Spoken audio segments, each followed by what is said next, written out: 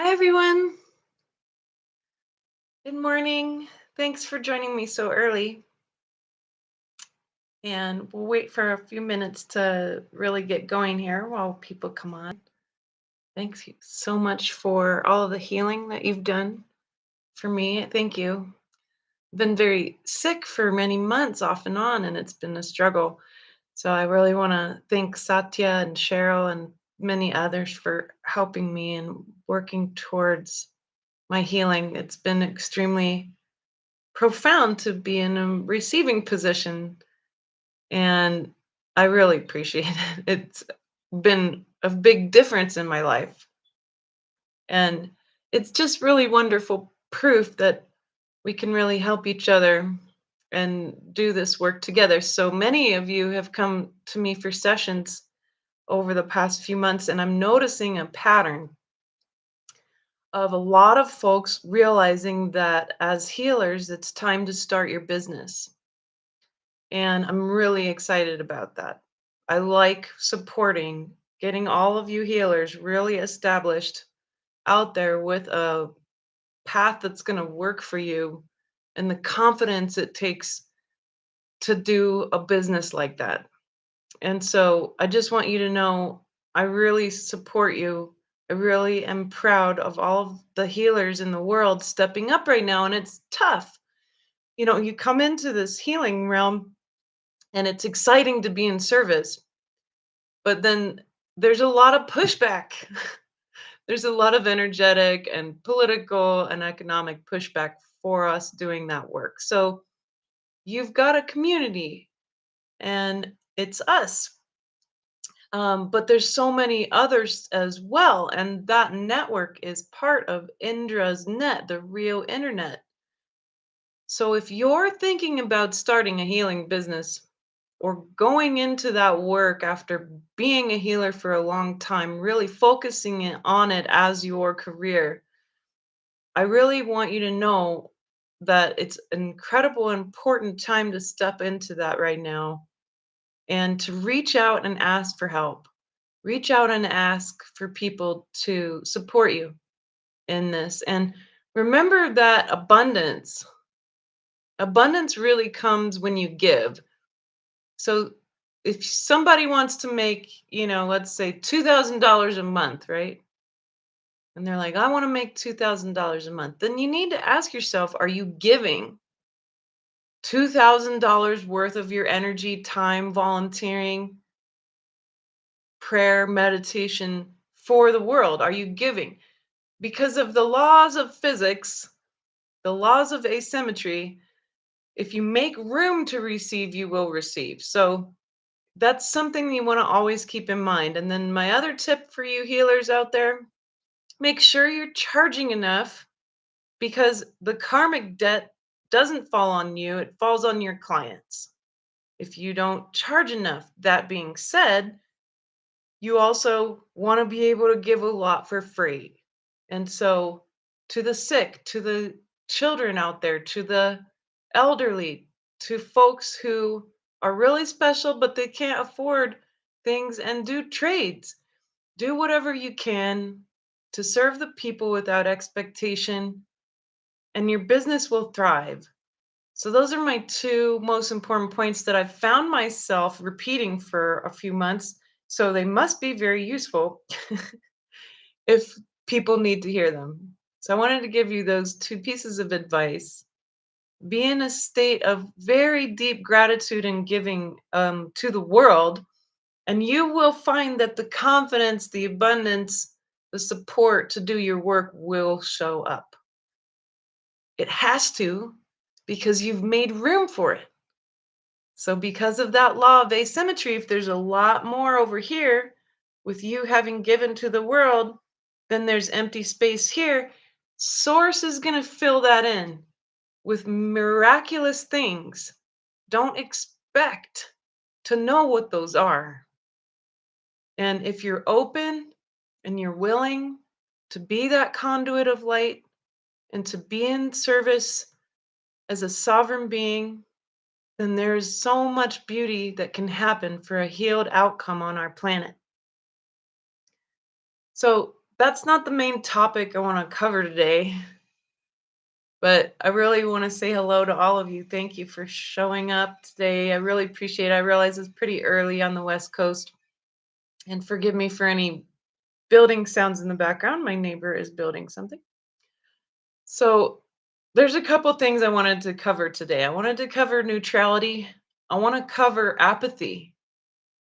I want to talk about the human hate program. You know that that's really important. If you've listened to these calls, you've heard me talk about it a lot. And I want to talk about what the landscape looks like right now, energetically. So let's start with that. It's been really interesting since solstice because there's a sovereignty from the earth itself. And she is basically offering a gift. She's saying, hey, if you're willing to drop your dense baggage, which is mainly trauma, but it's expectations, it's judgment. Judgment, folks. Judgment is basically discernment under pressure. Judgment is discernment under pressure. It's distorted discernment. So discernment is how we know what's right, how we know what to do, how we know deep down in our body, in our soul, what the right next step is or the right next words, right? But when you put that under a lot of pressure, like we are as a species right now, then you end up with judgment, and judgment creates a lot of resistance to oneness. So, a lot of you out there, you really want to be one with everything. You know that that's part of this path that humanity's on for unity and strength, but your judgment gets in the way. And you know what? That's normal. That's a normal human experience. But we're not here to be normal, folks. We're not here to be normal. We're here to be superb, to be excellent, to be great. And so it's really important for us to ask ourselves that question in self inquiry every day. What is keeping me from feeling one with everything? Is it that I'm angry that this person abused me over here? Is it that I believe these people are stupid and wrong? That's your discernment under pressure. You're noticing that there's a disharmony. The abuser who is under pressure, and the only way they think they can get out of it is by being an abuser. The people who seem stupid and wrong, well, folks don't know what they don't know. And so in discernment, you're feeling that. You're feeling that there's something amiss.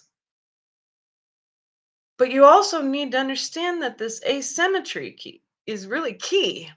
Asymmetry makes this universe move. If everything was symmetrical and in harmony all the time, the universe wouldn't exist.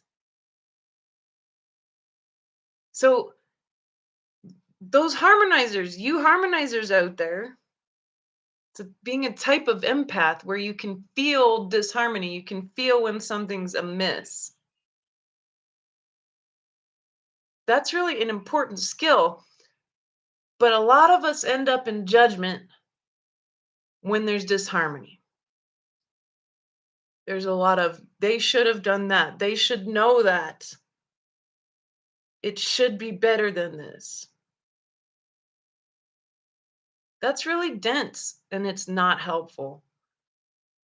What is helpful is that you're noticing that there's asymmetry, but you got to drill down into it and say, well, is there really anything inherently wrong with asymmetry and disharmony?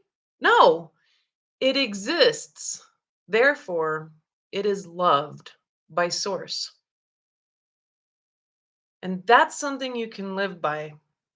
Practically going to get it tattooed, I think, on my body. It exists, therefore, it is loved.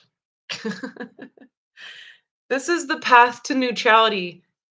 And neutrality is the greatest power you can have right now.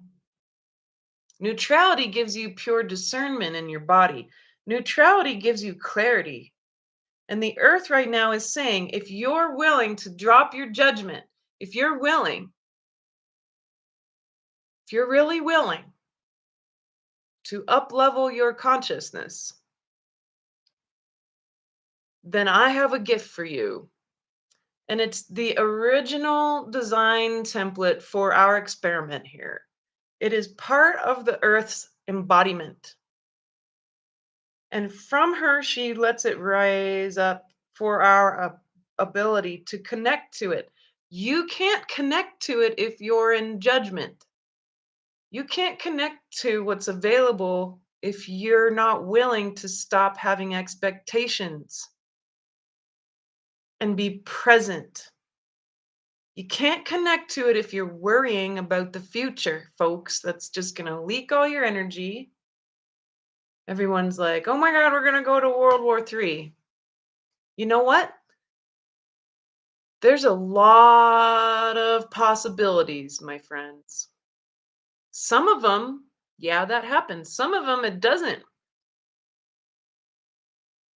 right? But you're a creator. So if you want to make sure that doesn't happen, this whole idea that you can't do anything about it has to be first off dropped. That's why you're here. You're a witness, you're a creator. By you observing reality into existence, if you're going to observe reality through a MSM framework, then you're going to find yourself reacting, find yourself in fear, because that's exactly what it's made for, the weaponizing of fear. You're going to find yourself doing that, and that energy is going to literally ripple out into the rest of the world and create it. So, right now is the time for humanity to figure out that they are actually creating every tiny little thing. Everyone's worried about Ukraine and other things. No, this is being created for a good reason, for great learning. And you're part of it. You are not separate from anything. You are Ukraine. You are Russia. You are the United States. You are every bomb. You are every tank. You are every victim. You are that. That is oneness. You are not separate energetically. And if you're paying attention to something and judging it, then you're resisting that true oneness that I know you want. Because deep down in your soul, that's what you came for. You came to be Homo luminous, not an angry, worrying, tired, apathetic Homo sapien who's giving up. And humans have to make this choice. We tend to, and this is an anthropological fact, we tend to only change at the last minute. It is the last minute. Now it's the last minute. Now, right now. If we don't make moves to protect our microbiome, if we don't make moves to protect our bodies and our DNA, then we won't exist. Then extinction's on the table. And you know what? We're not the only ones who've gone through this very similar situation. This happens every 12,000 years. And so this one, however, is different in that there are more people on the planet than there ever have been. So the pressure is greater in consciousness. That's why you're so uncomfortable. And fair enough. Please don't beat yourself up for being uncomfortable and feeling judgment. This is part of it. You need to let it burn away. You need to let it shift and recognize this fact. Again, another statement you should say to yourself, besides it exists, therefore it is loved, is simply every one of these people are souls who are learning. every one of them. And they are creator beings just like me. What am I going to create? If you're using social media or MSM to try to navigate reality, then you're going to start to find yourself with very specific lenses and frameworks about reality that are distorted and that are being given to you versus you moving all the lenses out of the way and being a soul in witness to reality being created.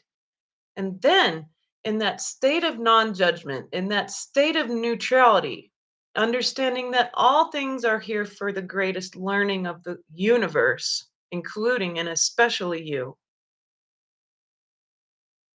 then you're going to be able to perceive each day and each moment in the right next step. And the right next step is right now, where all the action is, not the future, not the possibility of war. That's not right now. Don't let people force you to take that timeline. That's not okay. You are a creator of the moment. So, in the action, ask yourself, what needs my attention right now? My little girl came up and, mom, mom, mom, mom, mom, I need a hug. Right that minute, giving my child a hug is exactly what was needed by the entire planet. My cat is very adamant about food. She says, meow, meow, meow.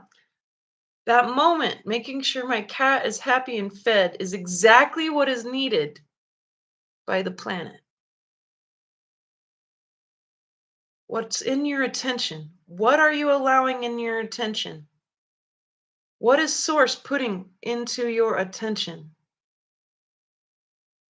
Everything is an illusion, folks, especially if it comes off the fake internet.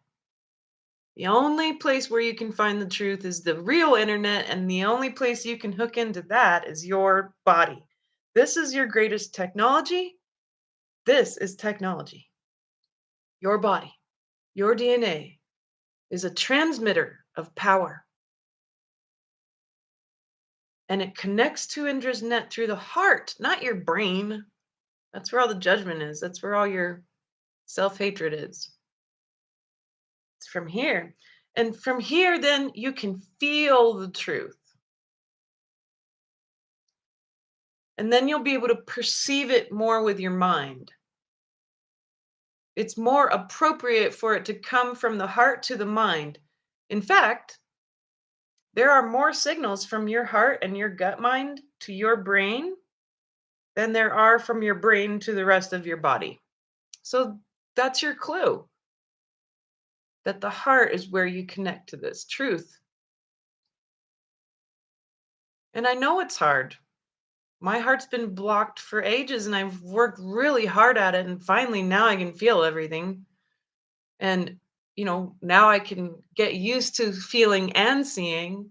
And then the gut mind, I'm working on that divine knowing, getting into our bodies.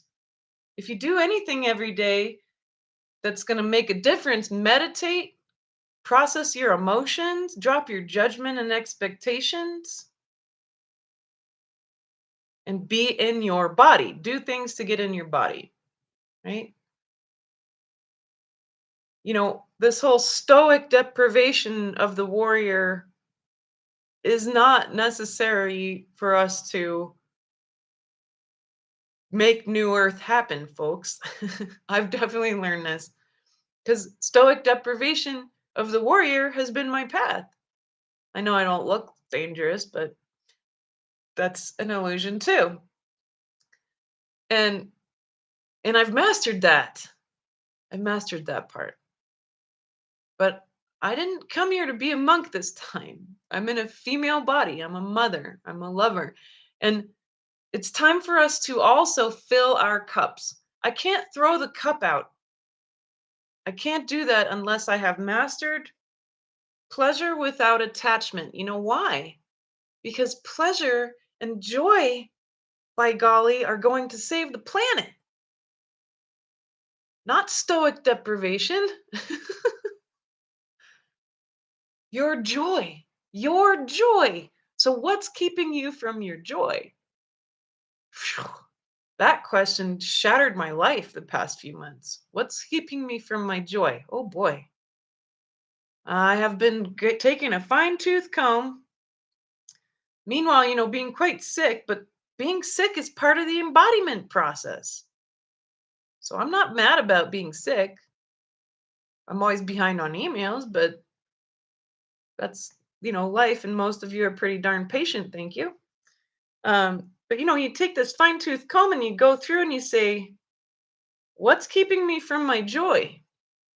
Oh boy. What did I find? I found dysmorphia, which is a symptom of pure self hatred.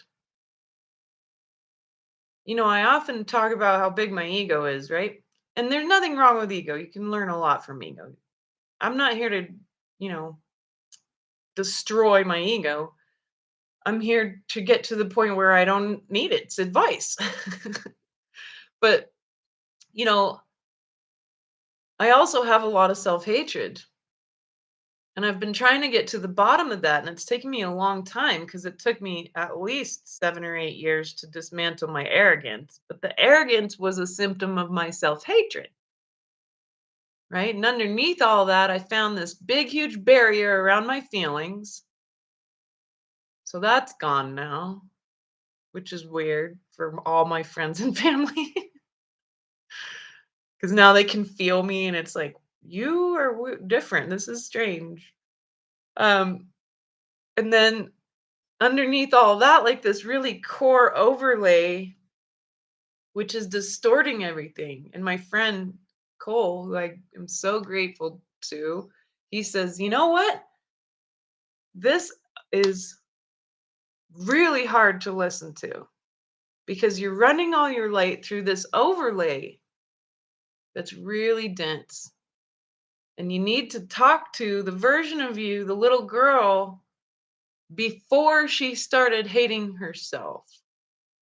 Because the rest of your life was a giant illusion, and all your choices from there need to be re examined. So that actually makes me want to let you know the re examination of your life at all times is really an important mystical skill. And in the comment section, or no, in the description of this call, which I know is hard to find, I'm sorry. I don't know why they make it hard, but there's like this little white arrow either on either side, one of these sides. And if you right underneath the video, if you click it, it'll open up the description. I put the link to my teacher's offerings. Lucia Renee is my teacher. She wrote the book Unplugging the Patriarchy. If you like any of my wisdom, most of it came from her training and the lineage that I'm part of in mysticism. So the that set of offerings is really key. I want you to go grab that class on recapitulation. It's extremely good. It's the best thing she's ever taught, in my opinion. But it's absolutely a necessary skill right now because to reconcile, to create a healed outcome for the earth, to reconcile, we need to actually go through and recapitulate, take that fine tooth comb and say, what's keeping me from my joy?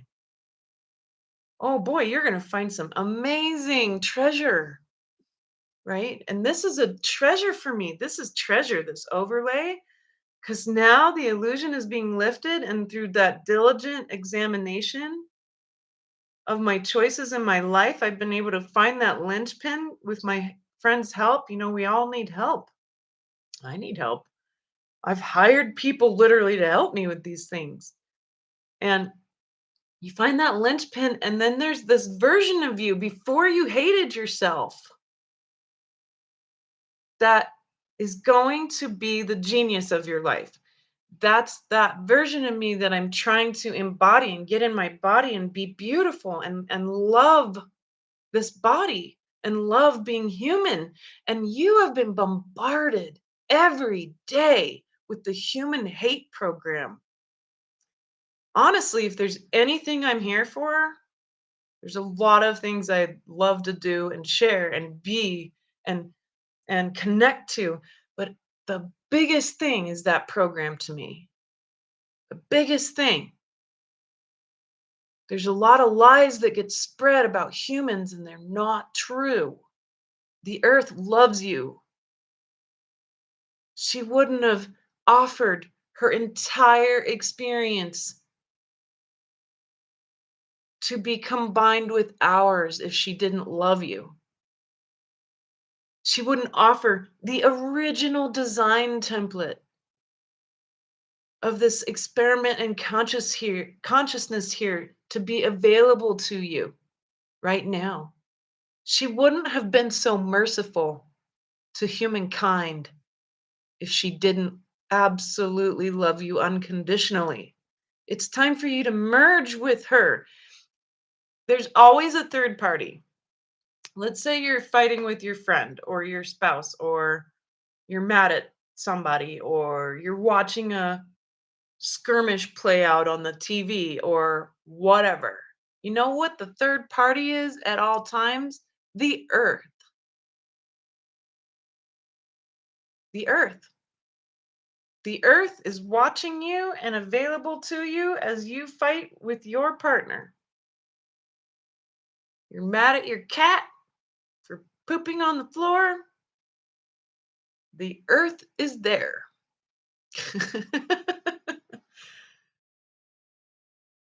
This is the fact that we need to recognize and then merge with, because our bodies are especially evolved for this planet. This is why I'm totally against going to Mars.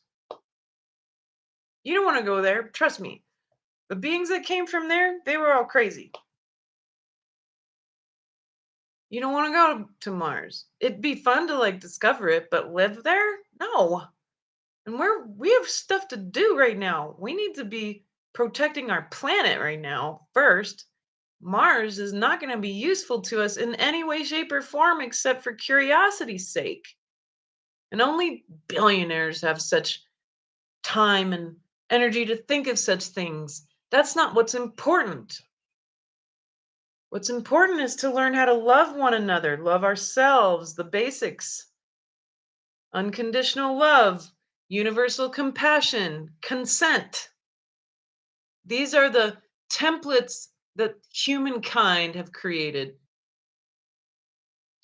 And by really getting to know these, we're going to save our species, we're going to save our planet, and make sure that we can keep moving forward into the next stage of our consciousness. The experiment is over, but the design template is useful. And now we can create a new experiment, a new design, but you need to know what that original design is first. Again, it's accessible through the heart and will inform your mind. You can't do it from here down. It has to be from the heart, and your mind will catch up. Just trust that, because it's got many evidences to prove that that's true. So, furthermore, I want to really explain to you that apathy is one of the most destructive forces on the planet right now. I had a dream recently about what we would call the king of apathy. And if you heard my last call, you've heard me talk about what happened to me as I faced off with the king of chaos. What I'm talking about are the very tippy top demons, the kings, the rulers, the bosses, right? There's the boss angels, the celestials, and then there's the boss demons. And the boss demons are here because they have nothing to lose. They're losing control because we're talking like this. And you know what they're most afraid of? They're most afraid that you're going to figure out how to be neutral, because then they can't touch you. Then they can't continue to consume your fear, because That status as creator being kicks in and you're invincible when you're neutral. I know this is a fact because it saved my life. So I had a dream and I was with my family somewhere, my parents and siblings and my children, and we were outside and it was very strange. It was like this very silent fog that just kind of looked like the blue sky, eating one rock at a time, very slowly and steadily. And I said to my parents, "What's going on?" And they're like, "I don't know. Doesn't really matter." I'm like, "You're not seeing what I'm seeing?" And it's just dissolving the landscape, the houses. And I'm like, "This is not okay." And they're like, "Well, I don't know what it is. It doesn't matter. It doesn't matter.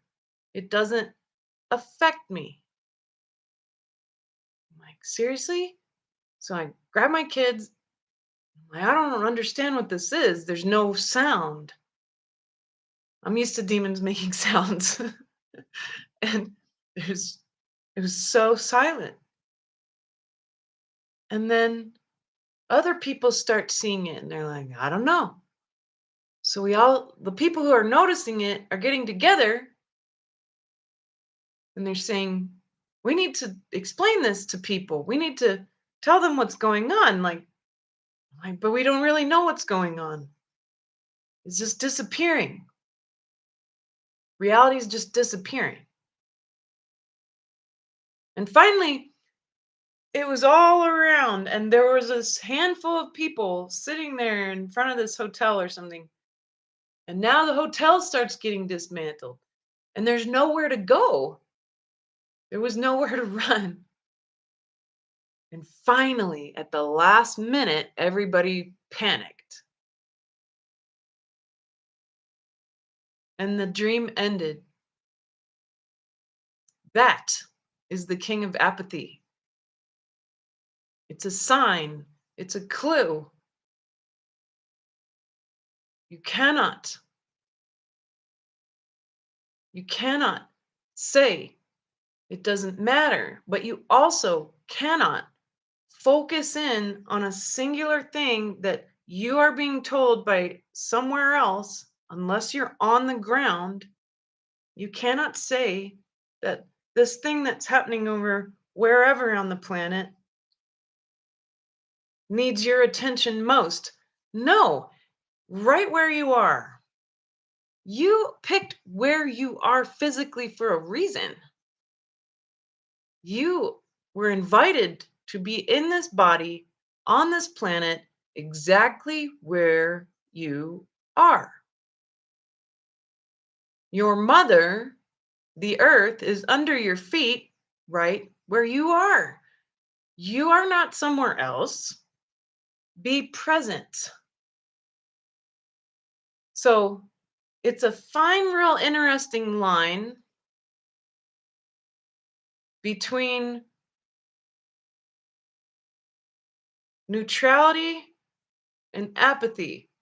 And the middle way is very important because a lot of us get really worked up about the world situation. We have a global mind. We were kind of coerced into that through the internet over the past 25 years. And that's not really what's most important. What's most important is what's in front of you. So unplug the best that you can. Focus on the moment. This is really hard to do because we are not trained to do this. We are trained to be future thinkers and worry about the future and worry about other countries and worry about all this other stuff. But what's happening in front of you, that's where the apathy kicks in. It destroys everything in front of you while you're worrying about a different place altogether. So you should be active, but in the present, and the present means your surroundings. your community, your family, your household. Focus. Focus your energy. Ask Source, show me what you need me to do today. Ask the earth, show me what you need from me today. That doesn't mean that we can't continue to uplift the earth to create her pillars of light. And we won't be building pillars of light anymore. That was last year. That was the solstice was a temporal marker.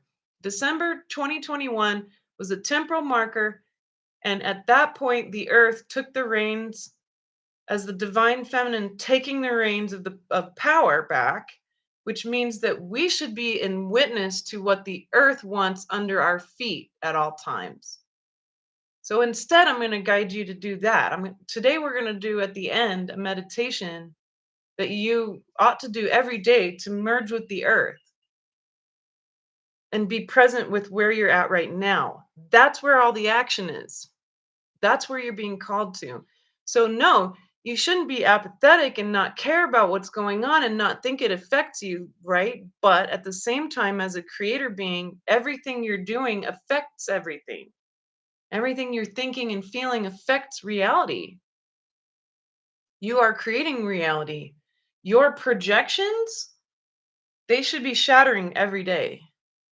What you think you know, you should be willing to shatter it every day. Be willing to be in a place of new information. Be willing to take a left turn into something you don't know. This whole idea around pleasure and filling my cup and pleasure without attachment and joy, these are not things I've been focused on. This is new territory for me. I'm taking a left turn into this. And I need help. I have no idea what I'm doing. But it's required for me to be in my body. And I'm here to do enlightenment as a full body process, not through my mind anymore. I know how to do it through the mind, and that's not what's being asked of us anymore. So, this is really key. Activism at the moment needs to be in the present where you're at physically, right where you're at. And so that actually, as an act of service and power, lifts up the rest of the grid. It affects the rest of the grid. So if you're worried about praying for this country or that country or this issue or that issue, unless it's right in front of you, it's okay to send good wishes. But I want you to get off the internet, folks. Get into your heart and connect to Indra's net. Get off the social media. Be present. Ground. Get in the body. When we're worrying about other stuff that's outside of our specific arena of activity through the embodiment, then you are using your brain, which is highly influenced in mysterious and challenging and even conspiratorial ways. And this is not going to get you higher. This is. And this right here helps you to feel and know the earth and your human power. And it will draw in the exact things that need your attention. And your attention is precious. Yes, it's true that if you put your attention on something, it can grow, but it can also diminish depending on your intent. So, this idea that if you focus on bad things, they will grow. No. If you look at bad things in order to use them to process and dissolve, then they'll dissolve. But you should be more interested at the moment, bringing all of your attention into your sphere and saying, what projections of reality need to go away today? What things do I think I know that I'm really willing to give up right now? What new areas of reality have I not mastered? What's keeping me from being joyful right now? I guarantee you, looking at depressing news is definitely keeping you from that. It's really unpleasant for us to put our attention on that because we feel helpless. And helplessness is consumed, fear is consumed. Don't feed the beast, be neutral. Keep working on neutrality and grounding in your body. This is where all the power's at. This is where all the action is. This is where the changes come from. And if you don't think that your inner work changes your reality, try asking that question. What's keeping me from my joy? Really try and dig into that. Dig into how you're keeping you from your joy, right? My belief that my stoic deprivation warriorhood that was really deeply rooted in my own self-hatred was keeping a temporary peace in my life, not a real peace, not a joyful peace, a temporary peace. And so I'd keep giving up my joy and my pleasure in order to try to keep the peace. I kept giving up my own emotions and blocking them because I didn't want anyone to be upset. I didn't want that. I wanted to keep the temporary peace. No more. It just distorts all that light. It distorts it. So pleasure and joy and hope that if I cultivate them in me and I shift all the distortions that keep me from being able to express that well, if I keep doing that, what do you think's going to happen? A lot of things have happened. People can see me and have gotten to know me better because of that. People can trust you more action in your life, more abundance, more hope. The end of apathy, the great destroyer of humankind, apathy. I can't do anything about it. Yes, you can. If you are in joy, if you are working on your happiness right now and your nourishment, then you are literally becoming stronger and stronger and stronger as a presence to help share some of that joy and happiness to the people around you. And that ripples out through time and space. You are a creator. And if you're focused on things that you can't do anything about, then apathy is going to sneak up right behind you. And you're going to say, I don't know what that is. It doesn't affect me. But the opposite is true too. If you think this thing going on elsewhere is affecting you, it's because your attention got drawn away from the present. Why do you think that is? It's on purpose, because then you won't act and you won't clean up your own body. You won't focus on how you are a transmitter of power. You won't focus on the design template or how you're going to connect your own life to what you are hoping the planet will look like. You'll be too worried about the other creator beings and saving their day. But what about you? It's tricky. So that's really key at the moment. And this dysmorphia is very much something that affects all of us. I realize it's not just me. And so, what is dysmorphia? Dysmorphia is when you look in the mirror and you see something very different than what everybody else sees. So, when I look in the mirror, I see someone who's really ugly, and it's not real, but it's extremely physical. My brain has like literally created a version of me that is affecting how I perceive myself. It's very physical. And this is really dense. It's very strange. It's a weird illusion and it's constant. So anytime I see a glimpse of myself in the mirror or a window or a reflection at all, I only hear the worst words and the most terrible things, and I only see something really awful that's not real.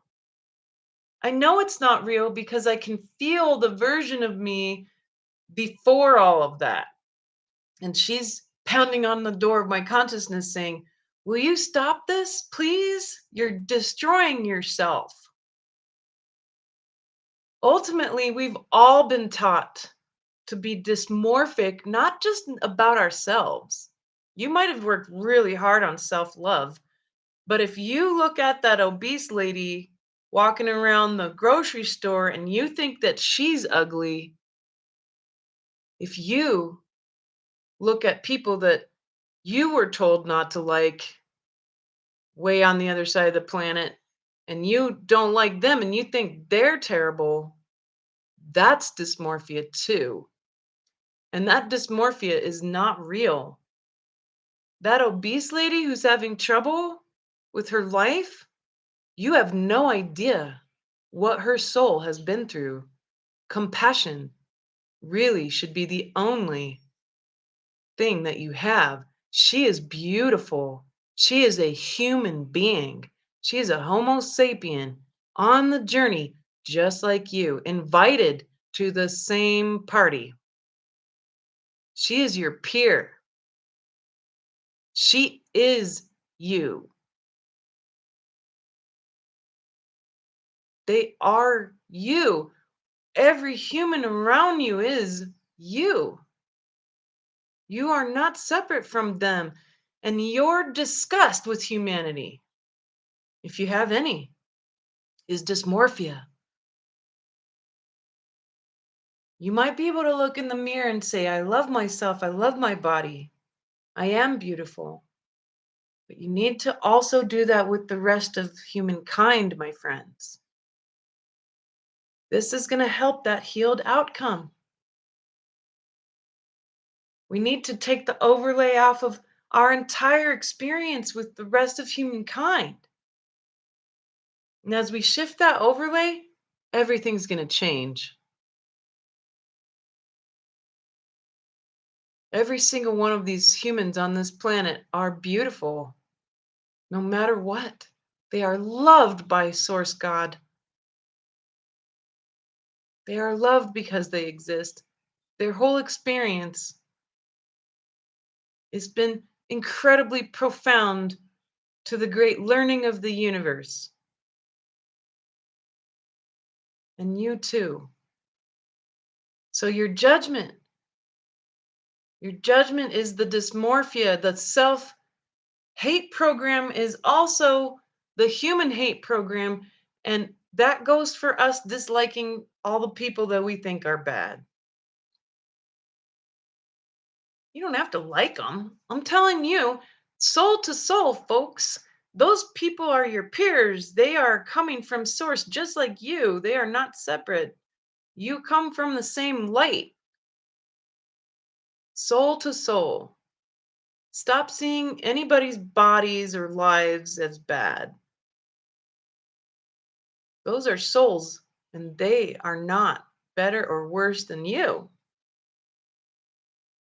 So, this has been interesting in my life because I see people actually as they really are, as really beautiful, no matter what. No matter what. I see them as very beautiful. Even the most evil people who sit in front of me, I still see their beauty. I see their soul. It's a wonderful gift. But by golly, when I look in the mirror, I don't see that. Why? Because that is the insidiousness of the human hate program.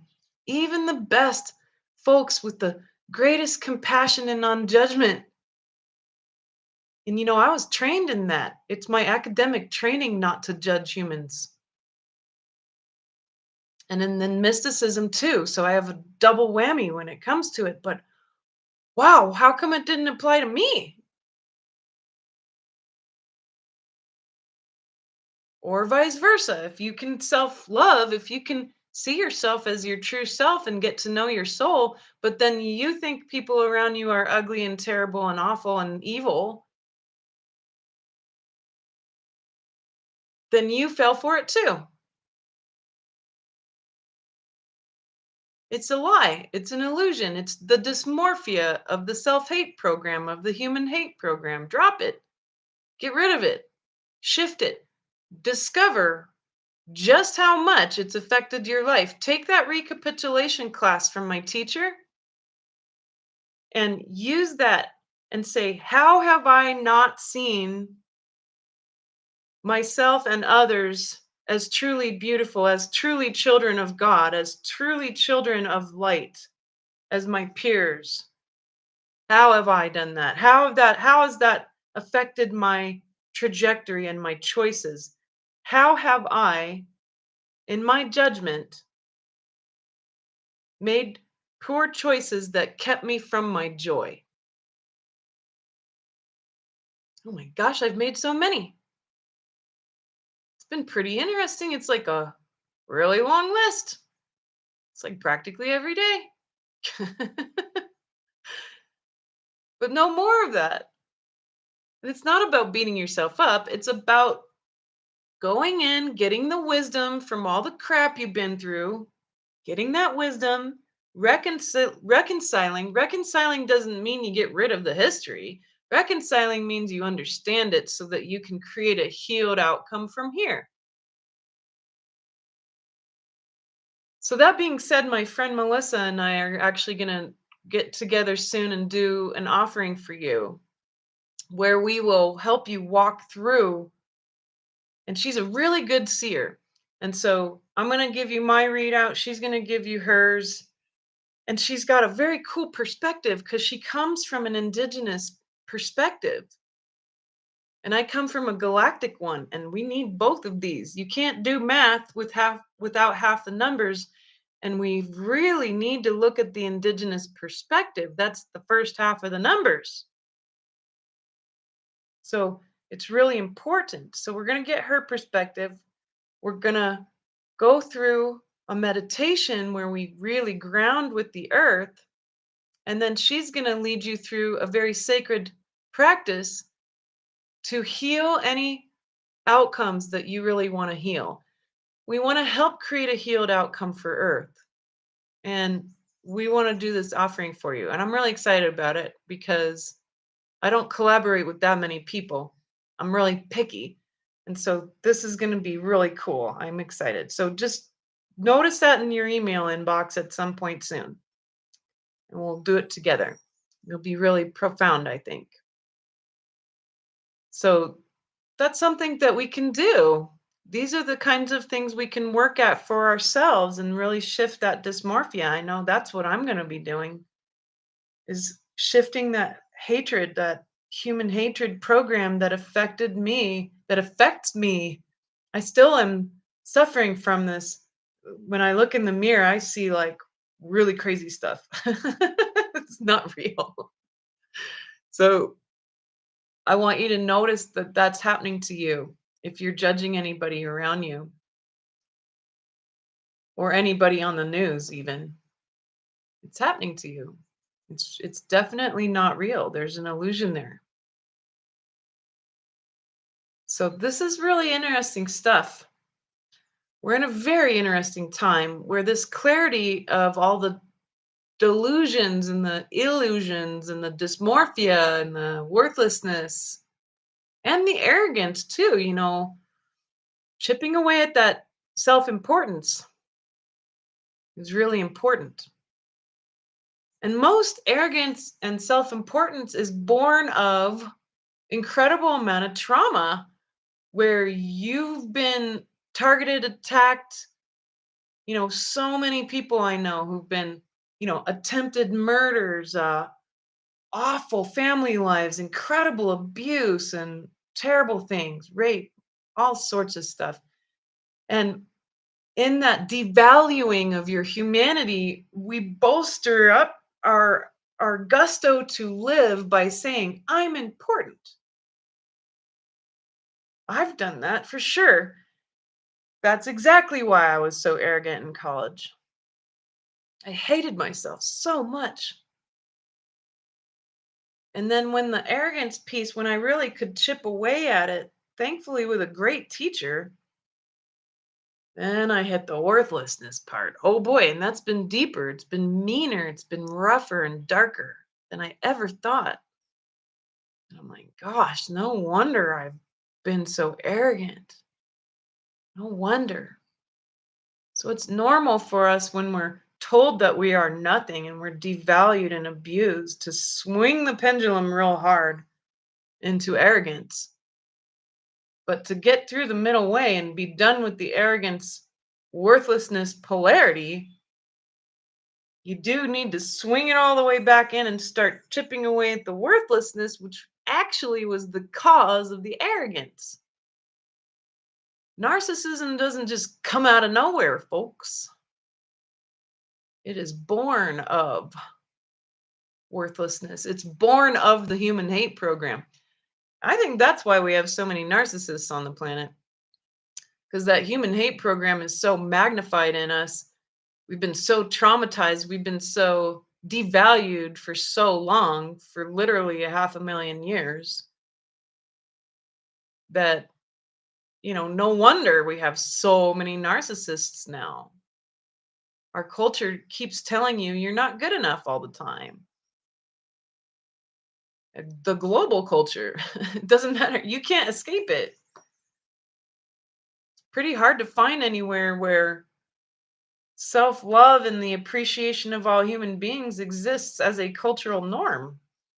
That's got to change. And culture changes from the individual up. You do have power to make changes to the whole global culture by working on you. And by doing so, it ripples out. It does change the people around you. My friends and family and people around me are seeing the difference. The other day, I got genuinely, holy cow level mad, like truly angry, which I avoid most of the time. Anger scares me because I recognize how dangerous I am as a human being. And being dangerous isn't a bad thing, that's a warrior's attribute. I look nice, but I'm dangerous. And it's really important. It's okay. But at the same time, it was a clean anger, right? But I never express it usually.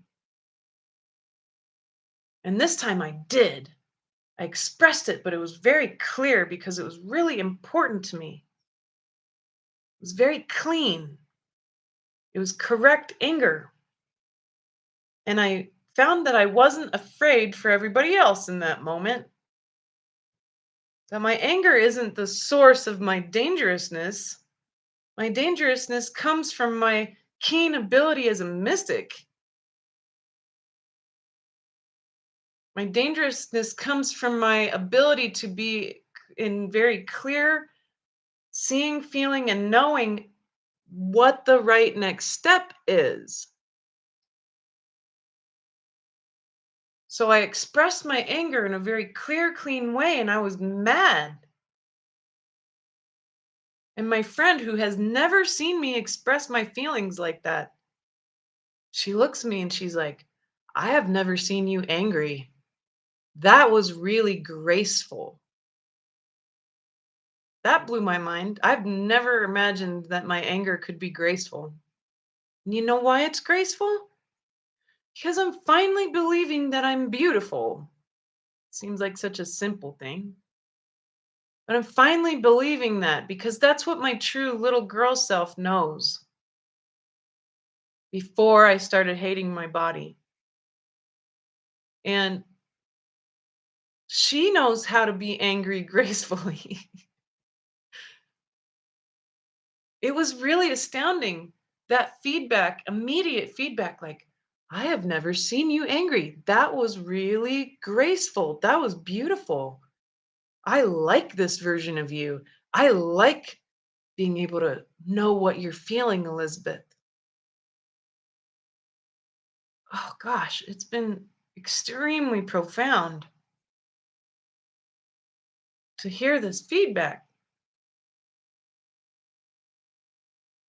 So that's really important.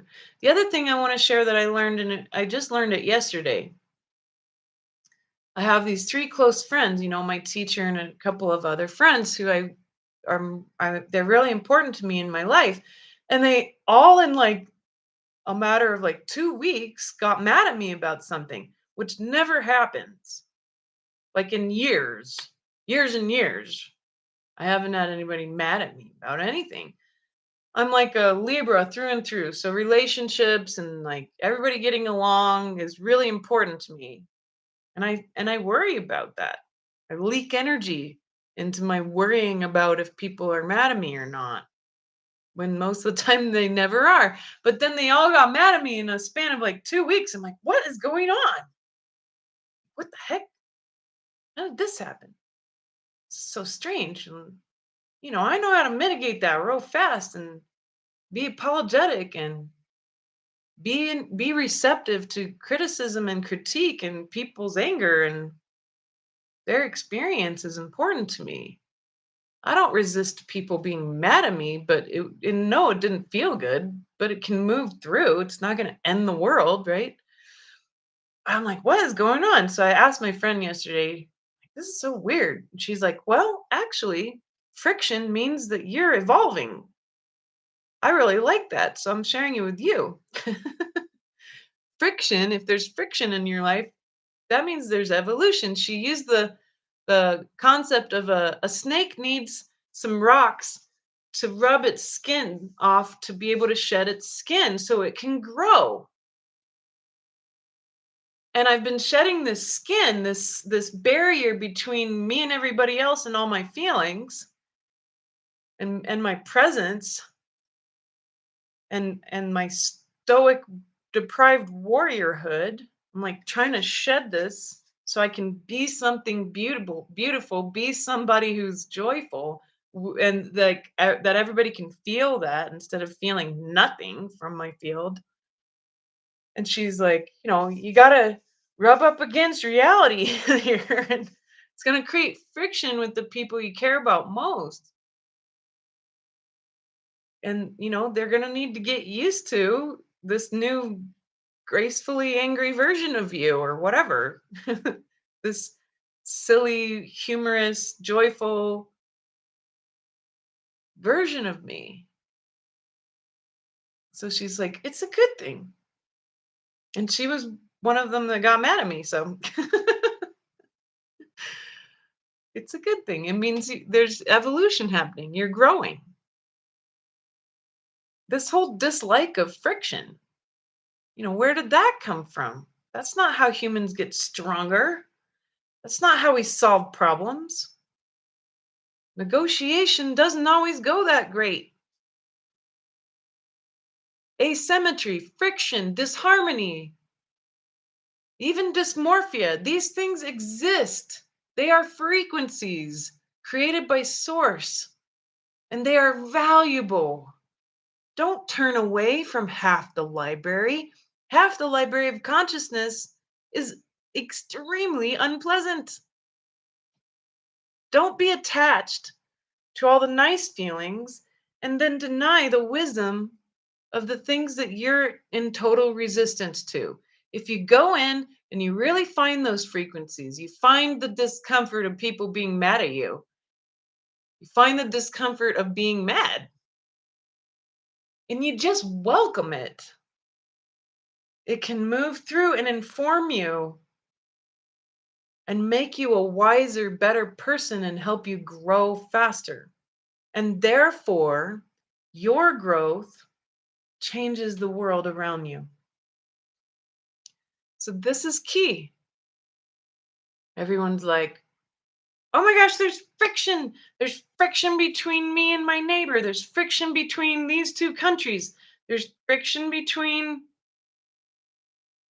whoever, these people and their place and their issues. And this is what helps you grow. My friend is quite right. That's that's important. We need to learn about the peak separation frequencies in the library of consciousness as much as we need to learn about the frequencies of oneness. We can't resist these and be attached to these. We need to stand in the center of the library, which is love. It exists, therefore, it is loved by consciousness, by source.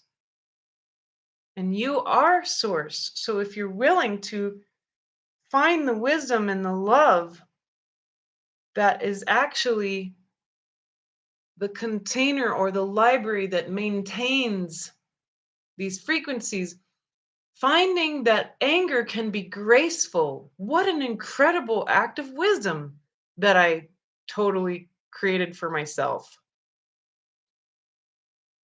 I didn't realize that. I'm learning new stuff. So, this is really important because this is how powerful neutrality is. When you're neutral, then you have access to the whole library of consciousness. Here, you thought the library was going to be all fun and stuff, folks, but no, no, the library is everything. This is just how I see consciousness because I'm a big nerdy librarian and I'm obsessed with reading every book in that library, including the book of anger, including the book of worthlessness, the book of dysmorphia. I want to know those books. That's why I'm Elizabeth. That's why I'm creating my life this way. So you need to think about all the books you checked out. Which books did you check out? I just checked out this book on joy and I just got started and it's really juicy. But I also checked out this book called Anger and oh crap, there's a lot in here that I didn't know. I've been avoiding those two. So I put my other books up, I've discovered a lot. Those two I am not familiar with. So I have a lot of reading to do. I have a lot of new experiences to have. This is going to be real interesting.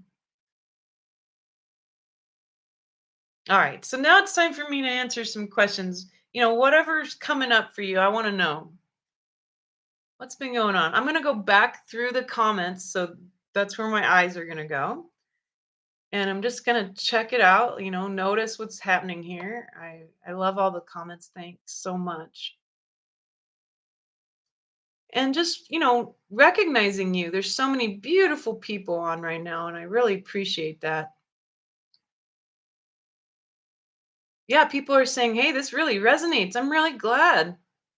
How do we protect our microbiome? That's a great piece. So there's two microbiomes that you really need to protect. First, in your gut. So making friends with fermented food, making friends with probiotic food is very key. That is very helpful. The second one is the soil. Much of the microbiome of the soil is dying because of the electromagnetic field of the earth being going into its excursion. So it's weakening, it's going internal because earth is actually basically creating a new reality. And so she does this every 12,000 years according to the galactic cycle, the big, huge electromagnetic galactic wave that comes from The center of the galaxy, it comes every 12,000 years. Every single planet in our solar system is being affected dramatically. All of our neighboring stars have had many novas, lots of interesting things going on. And so this big wave is coming, it's arrived, and it causes the electromagnetic field of the Earth to go inward. And so it's very weak right now. And so the microbiome of the soil has been dying, which makes it so that our food doesn't have nutrition. So we need to get very proper compost going. Good quality biodynamic permaculture teaching can help you with that. And then we need to build up the negative ions in our atmosphere, which is a very different job. So, the building up of the negative ions of the atmosphere was done by our ancient ancestors many, many, many times over all these eons by building pyramids. That's what those pyramids are really for. There's pyramids here in Ecuador as old as the pyramids of Giza because many, many cycles ago, there was a global culture that knew all of this and helped to protect the planet. You can use orgone. There's a lot of tech out there. There's Tesla tech, ether physics. It's going to take a bit of work for all of us to figure out what's going to work for our household. So that's part of it. That's what's on the table. There's some really interesting technology come out right now about protecting our electromagnetic field by basically creating a new one that's temporary because the electromagnetic field will disappear and then it will come back up. But right now, as it's been disappearing over the past 25 years, we're getting bombarded by a lot more cosmic rays. Small little M class flares from the sun are knocking satellites out of the sky. And they didn't used to do that even just some years ago. So it's an exponential thing that's happening. This isn't to be afraid of, it's what you signed up for. This is the 12,000 year cycle of consciousness that shows up also as a galactic and a solar system and a planetary cycle. So there's cycles that happen all the way through to the edge of the universe.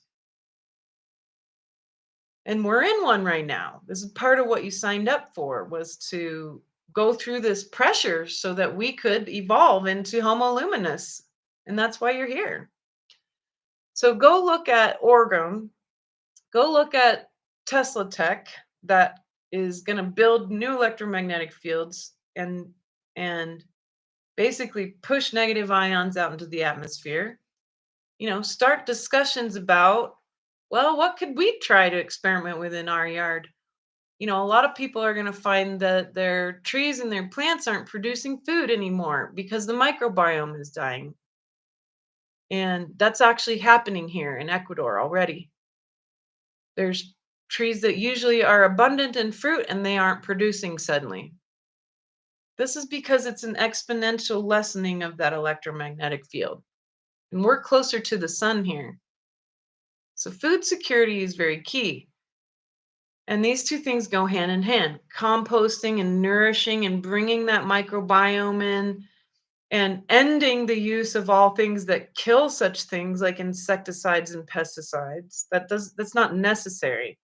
If you strengthen the good guys, then you don't need anything else. The bad guys don't thrive. And then protecting that biome through negative ions, through orgone, through working on new tech.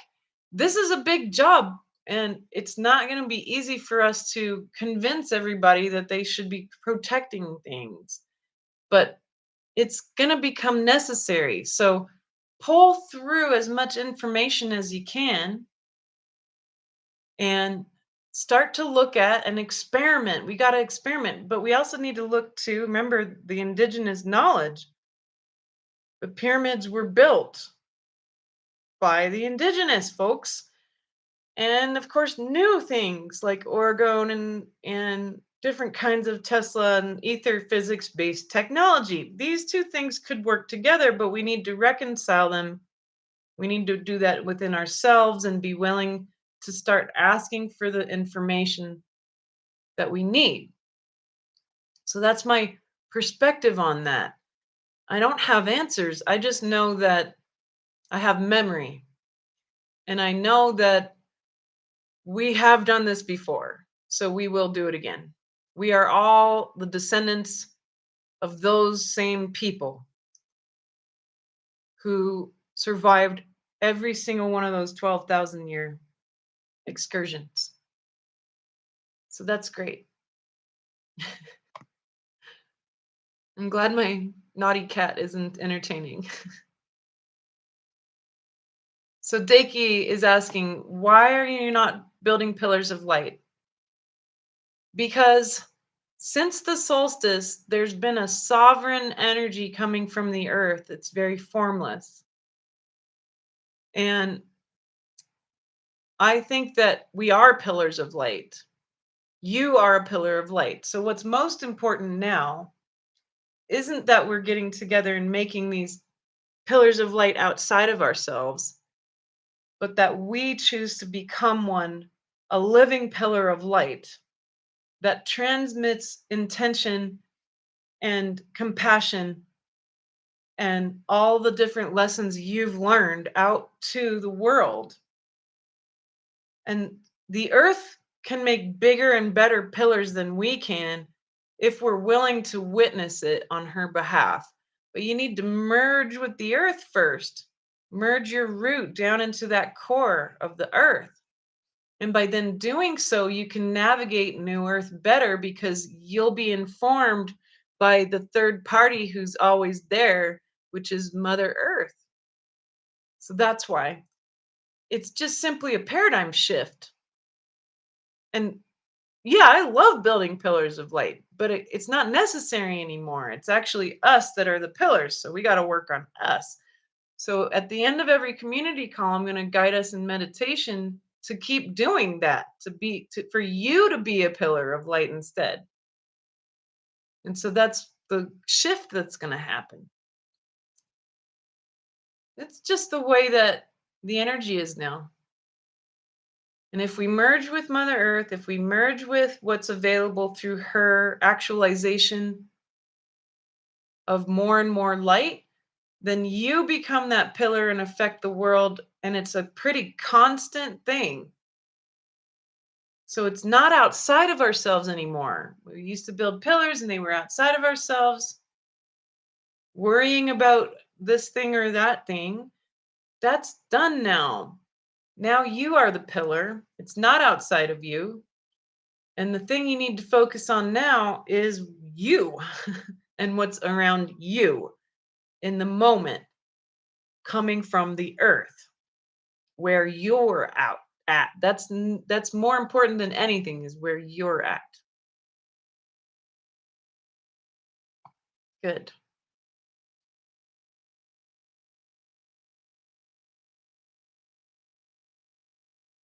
Just going through more comments here.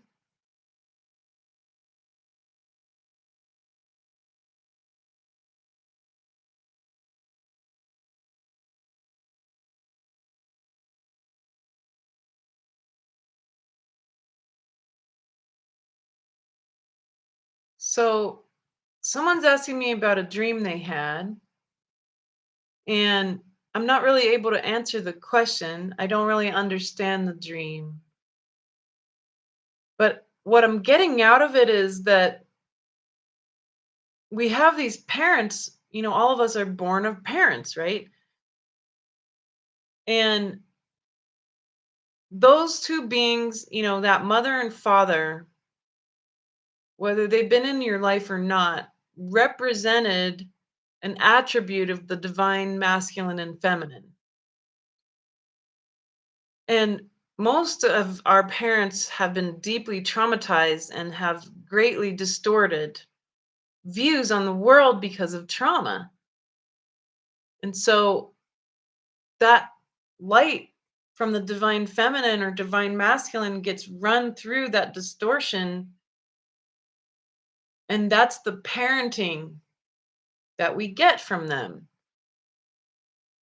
So every one of our parents can be healed if you are ready to forgive, if you are ready to forgive yourself, if you are ready to be in gratitude. And that's that work on your ancestry that's really important. And we're going to be getting into more of that this year around how important it is to clean up your genetic history, but also helping to heal your ancestry. And so every one of you are a representative, a combination of divine feminine and masculine. And the key is to notice, okay, my parents have hurt me. These people who are supposed to be my loving parents, they've hurt me. That's the distortion of trauma that has been laid out in your DNA over eons. And because you're aware of it and you want to be interacting with them soul to soul, then it's up to you to notice what's distorting everything. It's up to you to heal it in yourself. And by doing so, it helps to heal the rest of your family and the rest of your lineage. So that's really a huge chunk of how we get in these bodies properly, of how we navigate the new earth from here. Good. So Cassie asks, can these dysmorphic feelings turn into entities if we feed it enough? Or are these feelings coming from entity influence to begin with? Or something all different together? That's a really good question. No, the dysmorphic energies are coming from a program, but that program creates a lot of pain. And that program, that pain, that's when entities come in and they hook into the pain and they feed off of your pain. So entities can be attracted to the dysmorphic feelings. But the dysmorphia often comes from a trauma event that triggers a program like, I am ugly, right? And then that belief, which is a program, it becomes lenses that you look through at the rest of the world with and yourself, and it creates more and more suffering, and that suffering is just food for dark stuff. So and entities can magnify these things, but it had to come from an event that triggered a program in the first place, like this whole humans are a scourge on the earth idea, which is insane. And that insanity really affects us. And then we begin to believe it. And then we begin to look for reasons to hate the people around us. And that is just going to continue to feed the beast. So it's a very good question. Thank you.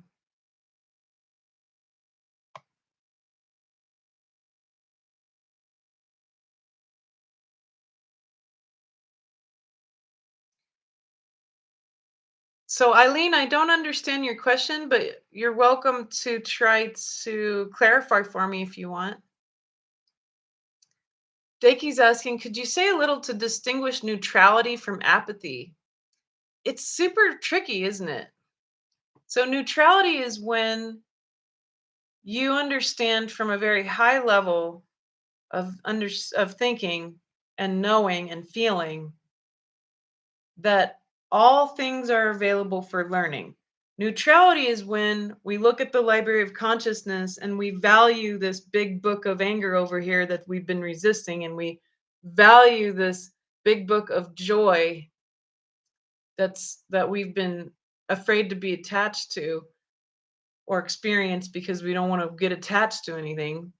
I'm speaking about my experience, but neutrality is when we value these two things in equanimity, knowing that there isn't anything that's going on in our world that isn't valuable for consciousness. And so neutrality says all things are welcome here. All things are loved because they exist. And that's huge power. Apathy is when you're like, that doesn't affect me, or I can't do anything about that, or that's outside of me, or I'm beautiful but they're ugly, or I'm ugly but they're beautiful. And it's this act of separating yourself from true quality action in the moment, worrying about this country or that war. That worry creates apathy in your personal life. So then you're exhausted because you just leaked a whole bunch of energy about worrying about something that technically you can't go fix. But if you work on you, that gets better, which is a fact. So apathy is like, I'm not going to go do that because it's not going to make anything better anyway. Or I'm not going to address this because it doesn't matter. Or I'm not going to look at this problem because it's too scary. That's apathy. And apathy is real strange because it's something that we're not really taught about, to go in and discover apathy so that we know what we're looking at. So it's a bit of a new territory. Um, Neutrality welcomes all things. Neutrality values all things in equanimity. Neutrality, sees the person who's evil, or who society says is ugly, and we value them too. Neutrality is power. Apathy disempowers you. It makes it so that you think you can't do anything to create a better world. It makes it so that you stop working on yourself and stop believing that your inner self inquiry work changes the world. When it does change the world. And so then apathy is you, watching this thing, worrying about it, but then you're not working on you and your worry and your anger and your feelings. You're not checking out new books in the library. That's apathy. Hope that helps.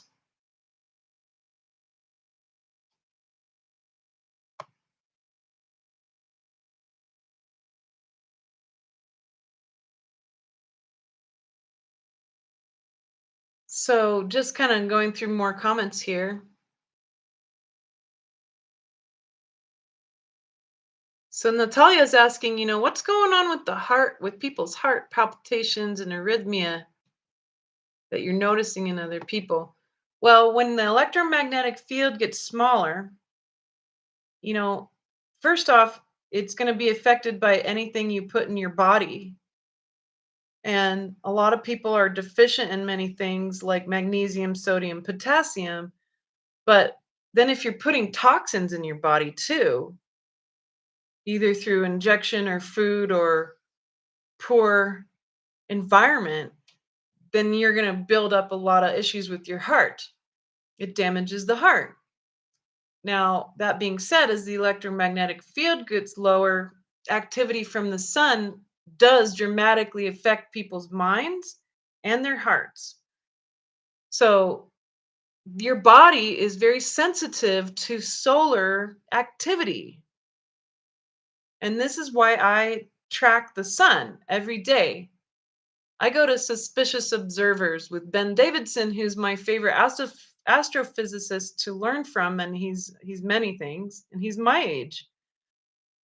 But I've been a student of his for some time, and the electromagnetic field lessening creates a lot more electric activity being affected in your body by solar activity, because the sun runs the climate. The sun affects everything and the electromagnetic world that we're part of. And you are a biological being that is an electromagnetic being. Your heart creates an electromagnetic field. It's measurable, it's about 6 feet in diameter. And that electromagnetic field is very sensitive. It affects your biology. and it penetrates your body, and your heart is especially electromagnetic. So, this is why Wi Fi has been discovered to be bad news, let alone the whatever number G stuff for cell phones and internet. And so, that stuff is also dramatically affecting human beings. I highly recommend getting the book, The Invisible Rainbow. It talks about all these different issues that humans have had being directly correlated to new frequencies being available, like radio and radar and Wi Fi and all these different things. So, that is a really important book. I highly recommend you grab that. That's why. And so, yes, what you're noticing is very real, but there's many factors to it. So each person's going to be a little different. Depends on your body toxicity, depends on your mineral well-being inside your body, and it also is depending on how the sun and the earth are interacting too. And so when a solar flare happens, or a CME, which is a coronal mass ejection from the sun, you're guaranteed to have people acting out. It's not just the full moon. And what's the full moon doing? It's affecting your electromagnetics. So the full moon comes around. I'm like, I feel so strange. It must be a full moon. And that's something people really feel. And we know this is a fact scientifically. Tons of papers written on all these things that I just said. So that's something interesting to notice. Kat asks, when you feel blocked, meaning life just seems at a standstill with receiving clients, do you stay neutral and simply focus on joy? Oh yeah, definitely. Absolutely. Um I have to be honest, Kat, I don't really have a problem with getting clients or not at this point, and I haven't for a long time. But it's because of the way I market. I don't really use social media, but I get on and I do interviews. So I get on summits and I do interviews. So those of you who are on my email list, I'm doing interviews a lot because I can give you a lot of free value. And then you get to know me better. And when you get to know me better, then sometimes it resonates that you want me to help you out with certain things one on one or take classes from me. And that has been a steady increase in connection to the right people who need my help. Because I'm not always the right person, but usually people know it, like they can feel it. Elizabeth can totally help me with this stuff. And that comes from them watching enough of me talk and getting enough value from me. And then I do these free calls every month. And so, yeah, I'm totally giving you my marketing strategy. I don't use social media. It doesn't work. I've never gotten hardly any client ever, any clients at all, maybe a handful from social media. But by doing this free call every month, by doing interviews that are free, by offering classes every month and giving as much valuable content as I can, I have an incredible group of very interested folks, and it continues to grow. And I haven't had any issue with it. But the feeling about being stuck, so I can relate in a different way, um, was really feeling frustrated with my marriage over the past several months. And you all know that because I'm an open book and I talk vulnerably about real life. Because what's the point otherwise? But uh, the the marriage piece was feeling really stuck for me. And yeah, I kept having to go and like try to find more joy, but then I realized actually it was my marriage that was keeping me from joy. But that's been able to evolve in a different way and be very gently done without a bunch of drama and blame. And so we've been able to look at that even with joy. So, yeah, if you're feeling stuck, then go in and merge with the earth and say, how can I serve you? Use my special rule about being generous. Go volunteer your energy. If you feel stuck, then go teach a free class.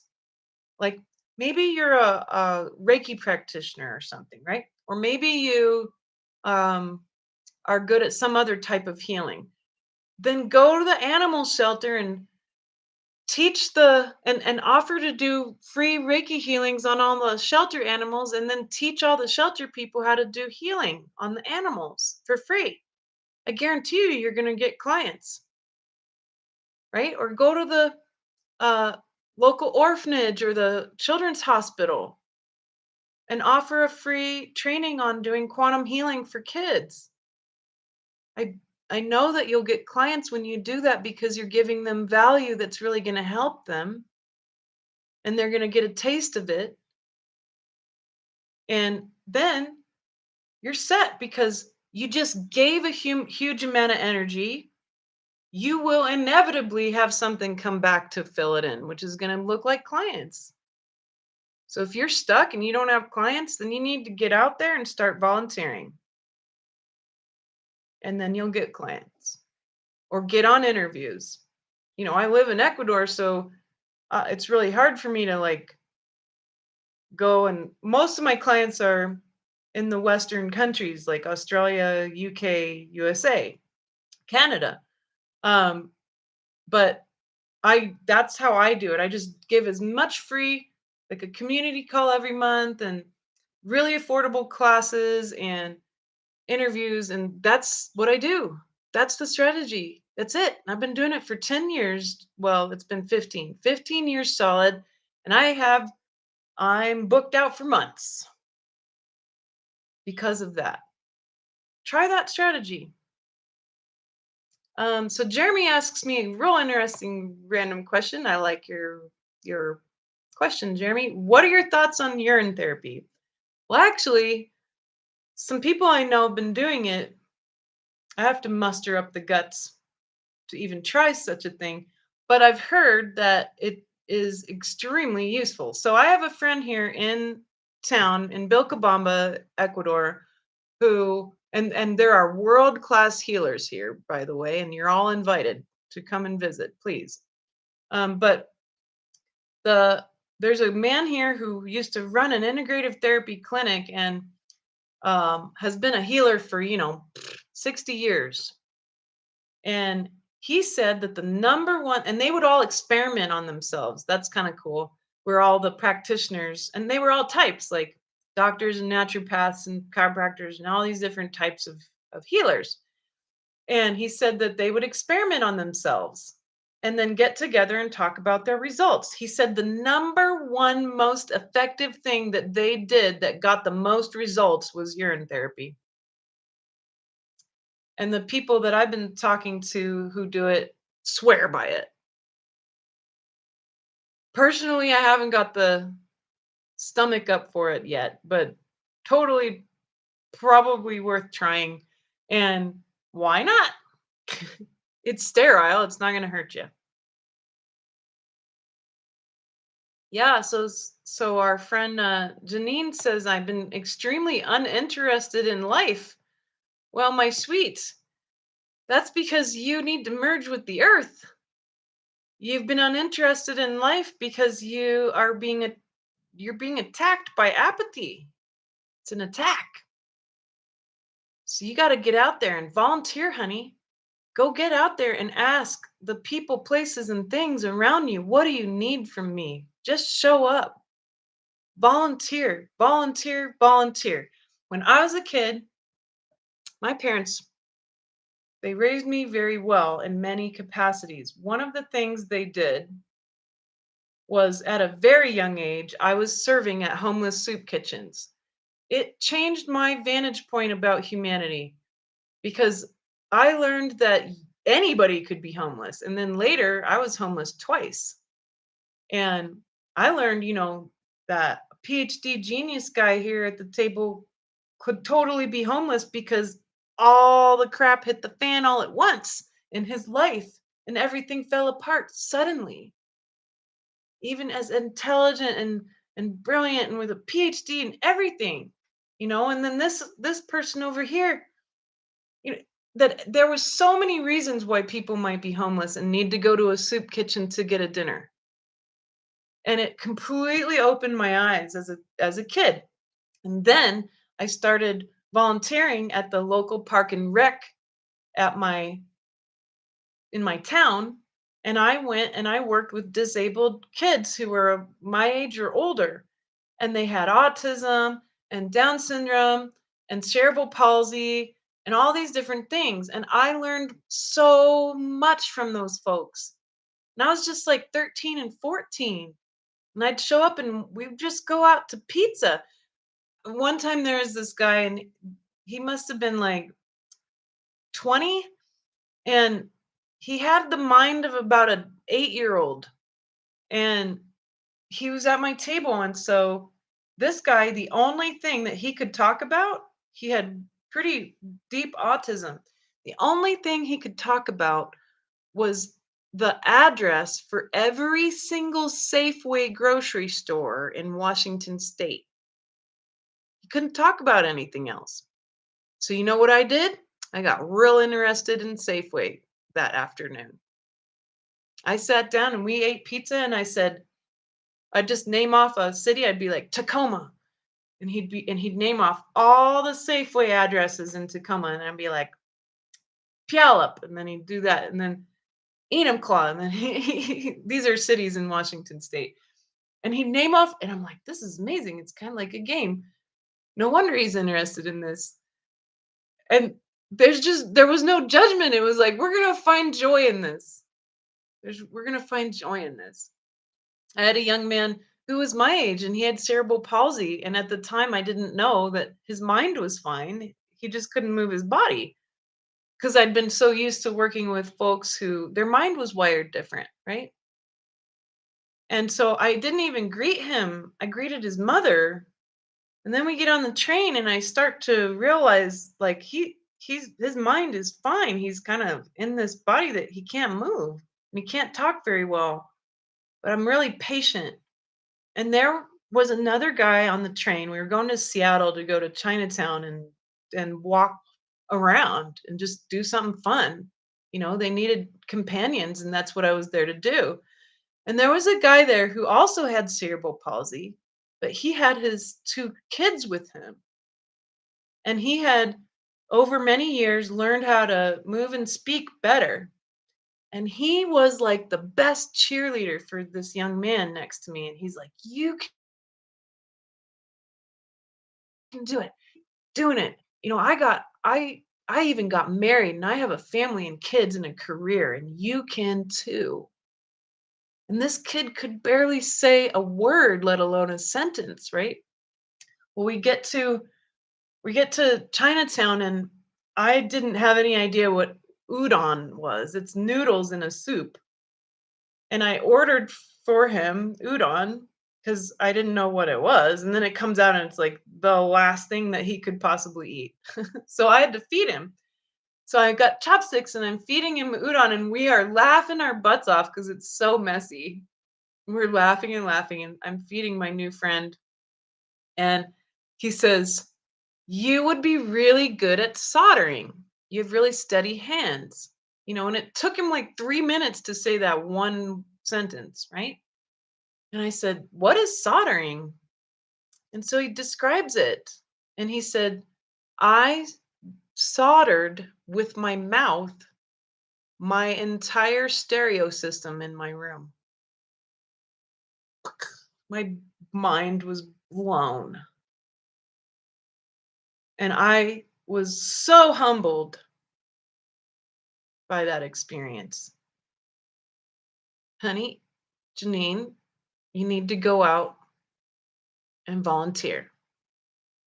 And if you don't like the humans right now, then go help the animals or the plants or the parks or the trees. Get out of your house and go and offer yourself. And I guarantee you, you will have some experiences that will knock you right out of your disinterest of life. And you will find that joy, and you will find incredible humility and wonderful people and lessons to learn from. I promise. So, really good question here. How do I help my whole body experience a painful situation involving someone I care about from neutrality and love? Well, first off, you're co creating the situation, okay? You're co creating it, you're part of it. So, you're holding part of the rope. If you feel victimized, then you're holding the other end of a rope. You got to drop the rope and say, all right, how am I creating this exactly? And dig into that question because I can't answer it for you. Everybody's different. But then you also need to understand that pain and that kind of suffering and stuff, it's trying to show you trauma in your body. So when you feel it hit you, that structure in your embodiment, right? And it's in your DNA. It's trauma written in your DNA. And so if you go in and you notice that, you need to say, I feel pain. Where is it in my body? And then you need to welcome it because it's trying to teach you something. You co created this painful situation so you could learn something. It's not going to last forever. Nothing does. It's temporary. It's a book you're checking out this crappy relationship right now. You're checked out the book, you're reading it, you're in the middle of the book. All the solutions tend to be at the end of the book. So you're here to get to know this situation. You need to be objective, rise above it, recognize that the other people in the situation are actual real souls, just like you, who are traumatized and distorted by their egos. You're not talking to their ego and their trauma. The pain is created and gets worse when you speak ego to ego, trauma to trauma. That's called trauma ping pong. Ping, ping, ping, ping, ping. But you did this. No, you did this. And you make me feel this way. And you make me feel this way. That's trauma ping pong, right? But it's actually what's really happening if you rise above it and really take a look. It's a soul trying to learn about all this and another soul trying to learn. And you two agreed to create this situation so you could learn from it. That really helps with the neutrality part. Give it a try. The other thing I highly recommend, I'm pretty sure it's available on my website, I think, is a training called compassionate communication training. It is a very specific way to solve these problems in our relationships. It's a very unique technique to communicate to people. I was trained in it in college. It's been one of the best things I've ever used to be able to solve problems. Compassionate communication. You need some training. We're not trained to talk to each other properly. That's not your fault, but you're here to learn. So you ask the question. Now you're getting towards the end of the book where some solutions are popping up. I need to learn compassionate communication. I need to see that I'm not going to do the trauma ping pong thing. I'm going to do the soul to soul thing. I need to be objective and then you can be neutral. Okay. Give that a shot. All right. So Janine's saying I instinctively balance the energies in my environment. Is that why this fervent call for joy to balance the anguish on earth right now? Yes, exactly that. Exactly that. Nothing really I could add. It's well said. Yep, that's why. And that's the power of asymmetry, right? So if there's all this drama, trauma, awfulness, right? And all the power's going there. Well, it's got to balance out. So we're like, hang on a minute. I'm going to check out this book called Joy because we need to balance stuff out. I definitely see it in my life too. Yeah, Arctic Wolf is saying, I feel more harmony in not having contact with certain family members. Yes, of course. It is okay to coexist. You don't have to be friends with everybody, including your own family. You know, I love my family so much and they know it. But no, talking to them all the time, we have very different personalities. There's some clashes that happen sometimes. That's okay. You know what it is, Arctic Wolf? It's this really interesting thing that the Andromedans taught me called the language of orbits. And things don't orbit other things forever, right? So you came into a family that we might call like, your satellites. And, you're orbiting your parents for a while, right? But then that shifts as you grow and you get bigger, and now you're bigger, and that gravity doesn't work anymore. Now you're orbiting other people and you have other friends and you're all orbiting each other, right? Everything's orbiting everything else, and the key to notice this is that no orbit ever lasts forever, but it always pushes you closer and closer to home. Everybody's orbiting somebody at some point. We're orbiting each other right now, today, but we're all heading home. Here's Hitler over here, and here's Stalin, and here's, the dark feminine, and here's angels, and here's you, and here's me, and here's all these really good people and enlightened people. And you know what? We're all orbiting each other and we're all heading home. And those orbits, they are there through destiny, through source, through you and your power as a creator being. They're all there to make sure those orbits send you home every time. That's how I see it. Hope that's useful to you. Haman is asking, how does one train their third eye to see other dimensional beings that surround us at all times? Well, the biggest way to do it is to ask, and to just try not to force it, because the third eye does not like it when you try to force it. The third eye is like, no, fine then, I'm not doing it. So you can't force it, and you can ask, and then you need to use your imagination and start to move into new dimensions through meditation. But the dimensions happen from the heart and then inform the third eye. So I can feel the presence of beings before I see it. And by navigating dimensions in consciousness through meditation, you're more likely to see with your third eye and interact with beings like that. And you'll make new contact every time you go deeper into new dimensions, and that can be a benchmark. And they don't always show up as extremely vivid physical experiences. They can be very subtle, and we can't expect to know what these beings are like or what they can do. So, we need to be very wise in that. But by asking, for example, the angelic, that's a good start.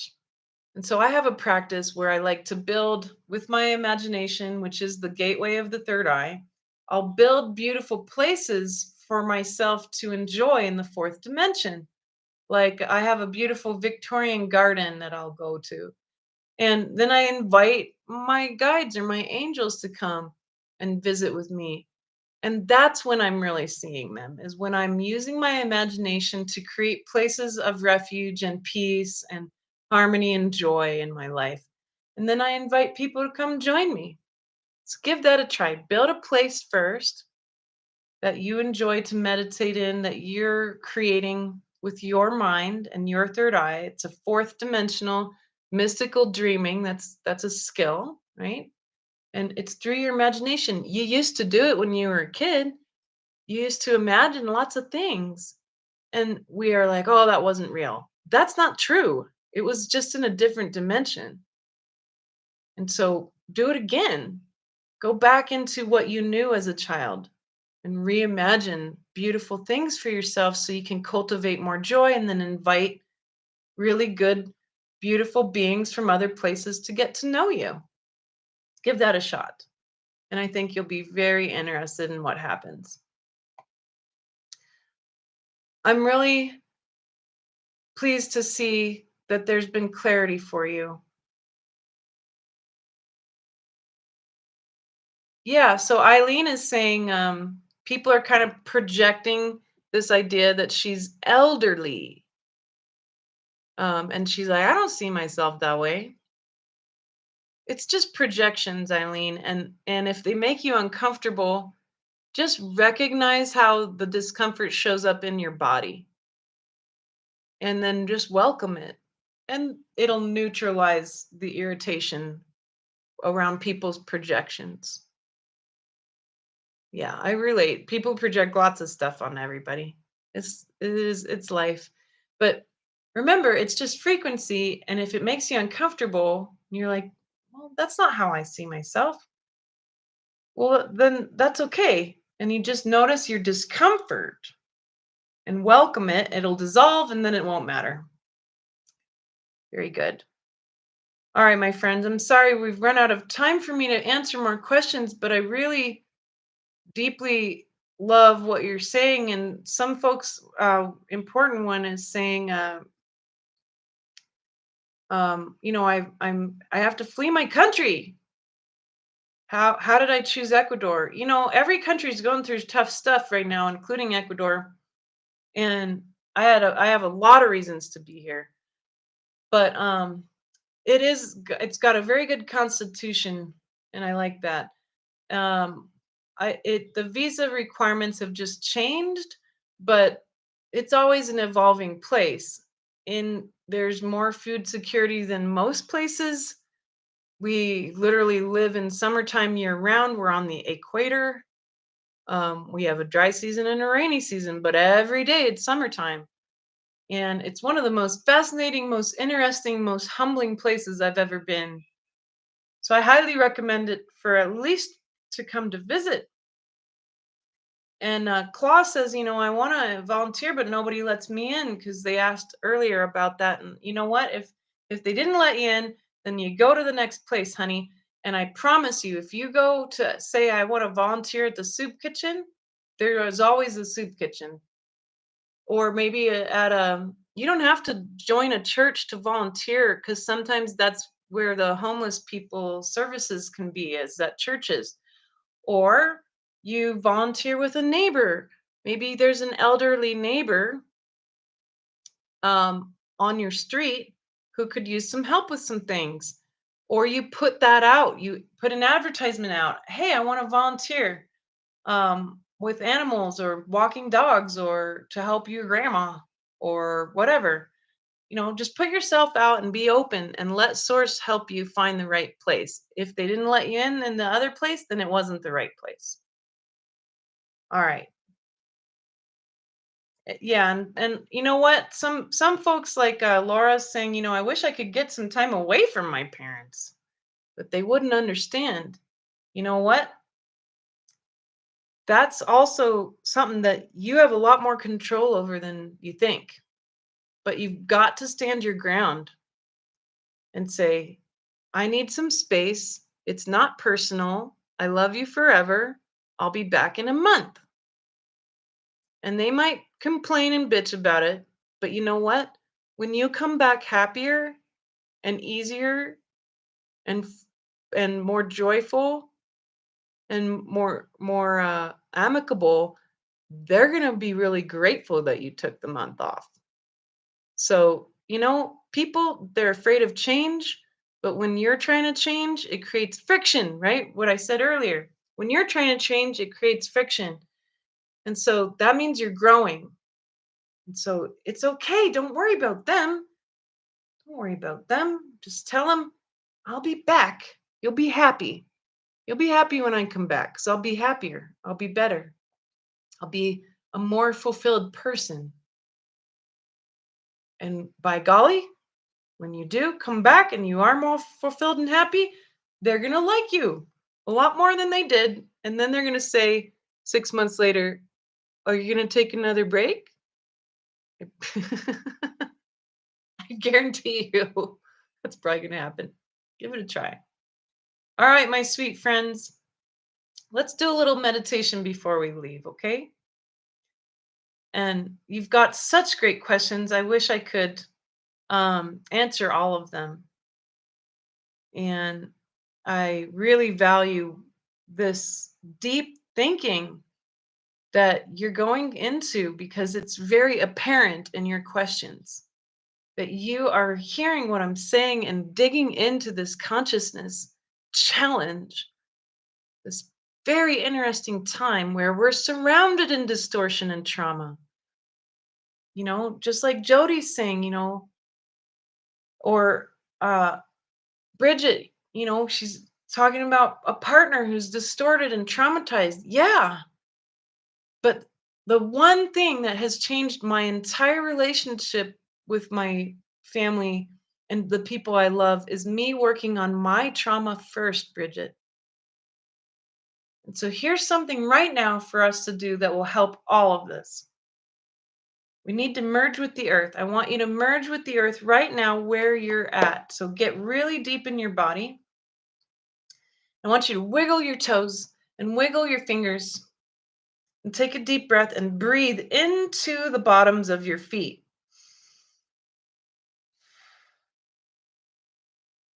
Good. All right. And now I want you to let that energy that's in the bottoms of your feet move up to your knees.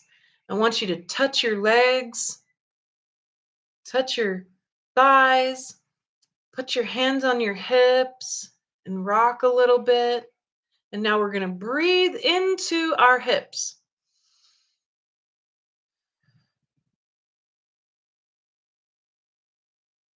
Good. And this is where we're going to start. I want you to put your hands on your belly or your hips, whatever's comfortable for you. And if you're like, okay, here's a good example. I put my hands on my belly and I heard this little voice in my head say, "You are fat." Okay, I'm going to show you how to end this crap. All right, we're going to bow to the voice. Thank you so much for trying to help me right now. I am the soul in charge. I have a different plan. My plan is to love my body right now. And then take a deep breath.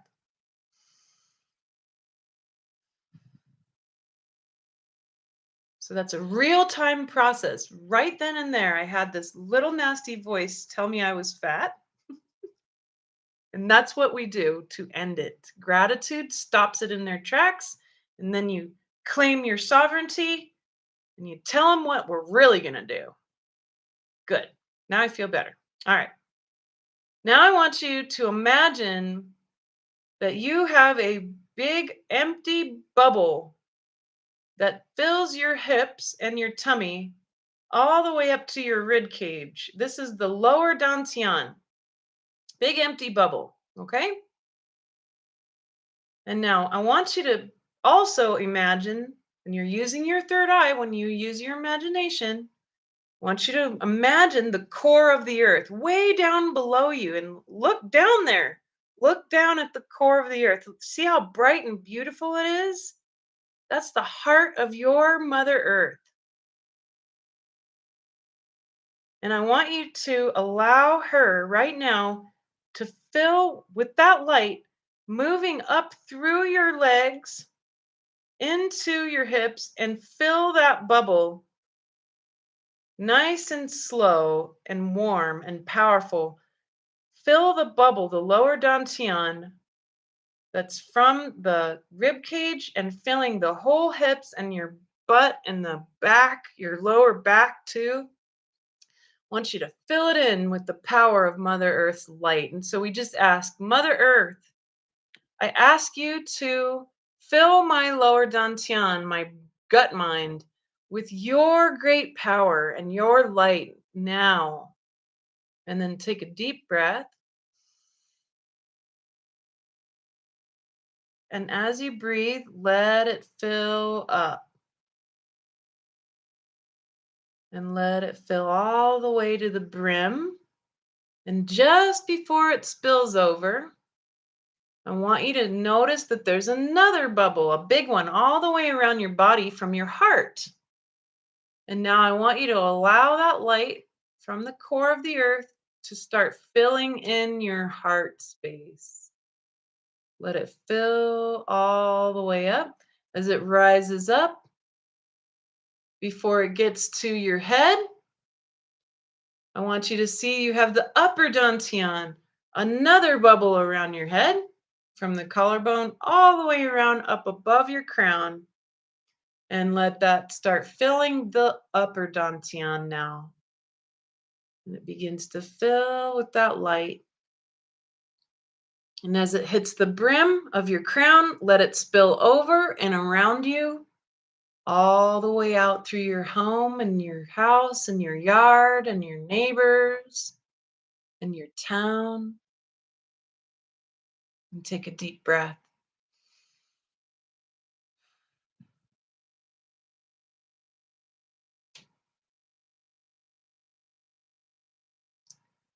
And notice how it causes a very deep stillness, a deep neutrality, the stillness of your emotional and mental body. And you feel more grounded because you are. You are now a pillar of light coming from Earth. This is you.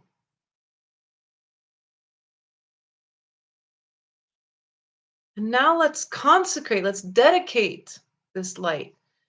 Dear Earth, dear heart, dear body, dear soul, dear Source God, we offer our light as a source to all beings, to this whole planet, to harmony, to neutrality, and to a healed outcome for this world. Now, take another deep breath.